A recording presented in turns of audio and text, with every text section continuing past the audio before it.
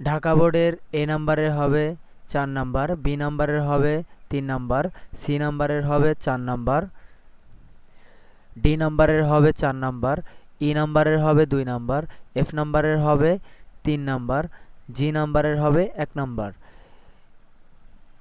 3 নাম্বারের অ্যান্সারগুলো একটু দেখে নিই। এ নাম্বারের হবে লিভ অথবা সারভাইভ, বি নাম্বারের হবে উই, সি নাম্বারের হবে হিউম্যানস অথবা পিপুল, ডি নাম্বারের হবে ফর, ই নাম্বারের হবে should.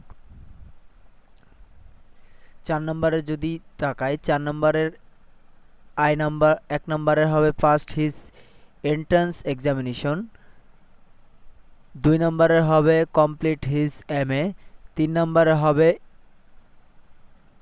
University of Dhaka, 4 number হবে ফ্রম সরবর্ন ইউনিভার্সিটি, 5 নাম্বার হবে বাংলা সাহিত্যের কথা।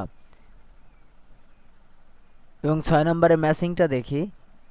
6 নাম্বারের এর সাথে যোগ হবে 4 নাম্বার এবং সি কলামের 3 নাম্বার, বির সাথে যোগ হবে বি কলামের 5 নাম্বার এবং সি কলামের 5 নাম্বার, সির সাথে যোগ হবে বি কলামের 1 নাম্বার এবং সি কলামের 2 নাম্বার, ডির সাথে যোগ হবে বি কলামের 2 নাম্বার এবং সি কলামের 4 নাম্বার,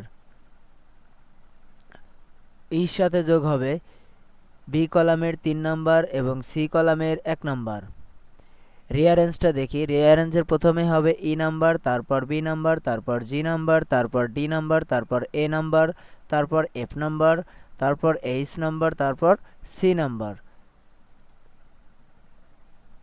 বাকিটা তো আমরা দেখেছি।